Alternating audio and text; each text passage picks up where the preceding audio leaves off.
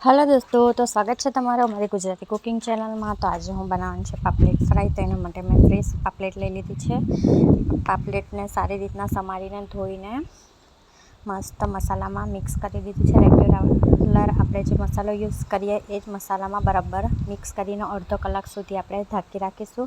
अहींया अर्धो कलाक पछी हूँ चोखाना लोट में एक एक पापलेट लईने आखी अगाड़ी अने पछाड़ी आखी चोखाना लोट में रोळवीने आपणे तवा पर फ्राय करी लईशुं। अहींया थोड़ी थोड़ी जेटली तवा पर रहे एटली आपणे एक एक थोड़ी थोड़ी करने चोखाना लोट में मिक्स करीने आपणे फ्राय करी लईशुं। तो अहींया हूँ मूकी दीधी छे। तेल थोड़ुं गरम थई गयुं छे। तेल थोड़ुं ज नाखवानुं, पछी धीरे धीरे आपणे जेम जेम फ्राय थाय तेम तेम तेल नाखतुं जवानुं।